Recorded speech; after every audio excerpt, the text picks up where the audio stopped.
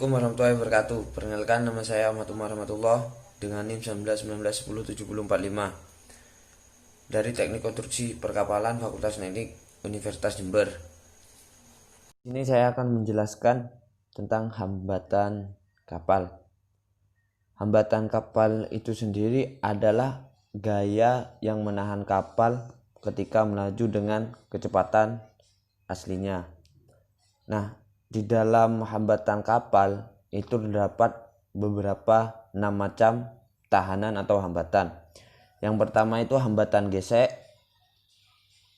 hambatan sisa, hambatan gelombang, hambatan tekanan, hambatan udara, dan hambatan apendik.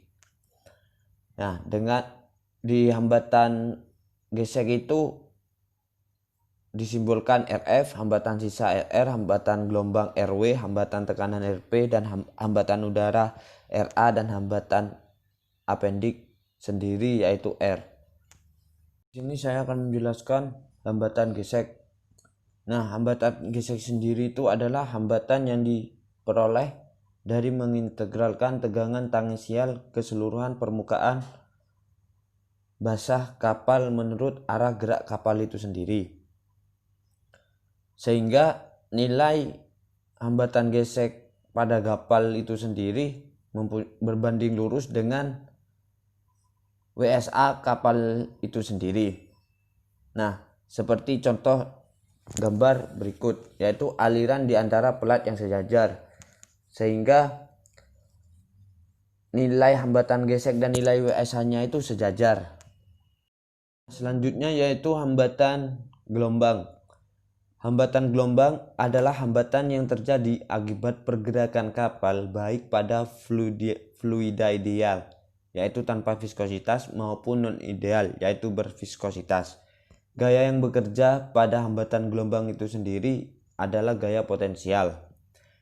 Contoh pada gambar, sisi kiri dan sisi kanan menggunakan viskositas 0, tapi pergerakan kapalnya itu berbeda. Sisi kiri menggunakan fluida ideal tanpa viskositas dan sisi kanan menggunakan non-ideal berviskositas.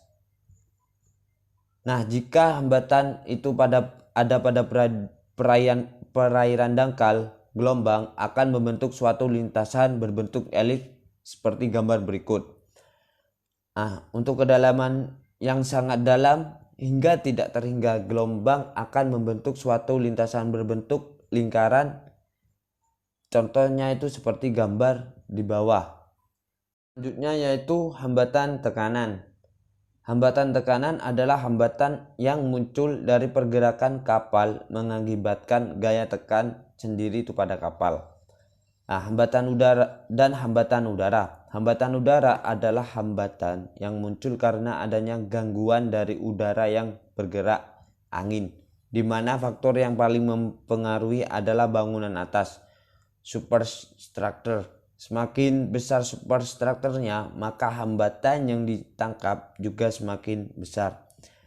Dan selanjutnya itu hambatan apendik yang terakhir, yaitu hambatan apendik adalah hambatan yang terjadi akibat adanya appendix pada lambung kapal di bawah garis air seperti lunas, penyangga, poros propeller, lubis blow, dan thruster.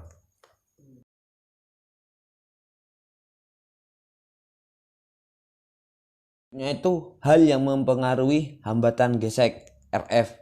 Ada 4 macam, yaitu panjang kapal itu sendiri, kecepatan kapal itu sendiri, fluida kapal itu sendiri, luas permukaan basah pada kapal itu sendiri. Nah, keempatnya itu semuanya itu berbanding lurus dengan gayanya. Yaitu hal yang mempengaruhi hambatan sisa.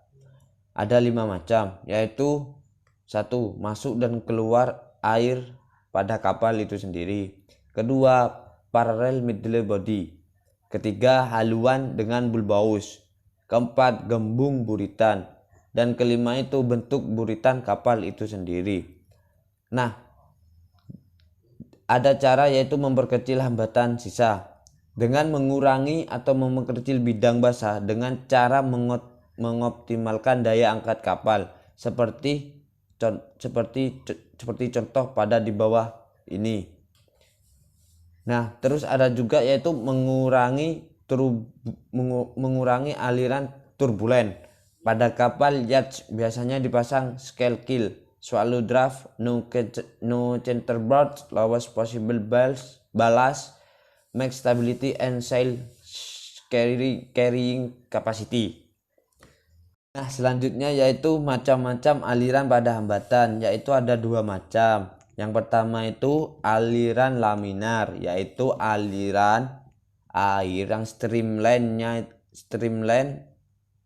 itu halus. Aliran turbulence, aliran yang tidak halus seperti pada gambar berikut. Ada garis lurus dan ada garis merawut itu. Nah, di dalam dua aliran itu ada beberapa faktor yang mempengaruhinya, yaitu ada 5 macam. Yang pertama itu jenis fluida, kecepatan kapal, bentuk dan ukuran kapal, permukaan basah kapal, kedalaman air dan viskositasnya.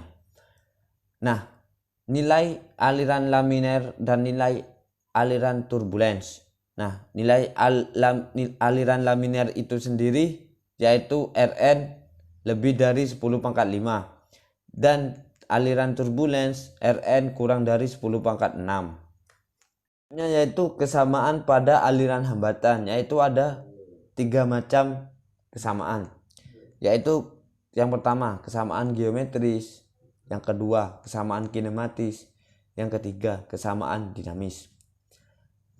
Nah, di kesamaan geometris itu ada beberapa syarat yang harus terpenuhi. Yang pertama, harus dipenuhinya secara alamiah baik kesamaan bentuk maupun kondisi permukaan luar dari kedua benda tersebut. Yang ketiga, hasil perhitungan percobaan model harus ditambah angka koreksi.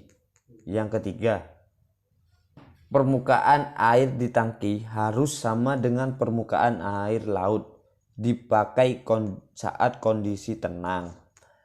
Nah, selanjutnya itu kesamaan kinematis. Percobaan dengan memperhatikan gerakan-gerakan partikel fluida yang menyelubungi model dan kapal sesungguhnya harus sama.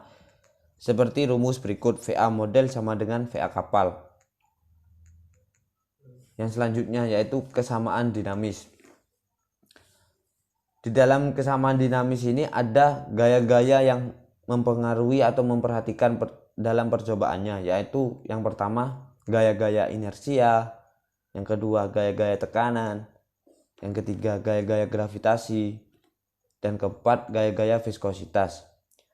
Nah, untuk memperoleh hubungan gaya-gaya yang bekerja pada model dengan kapal sebenarnya dipakai hukum kesamaan dasar, yaitu ada 3 hukum kesamaan dasar. Yang pertama yaitu hukum kesamaan dasar Newton, hukum kesamaan Freud, dan hukum kesamaan Reynolds.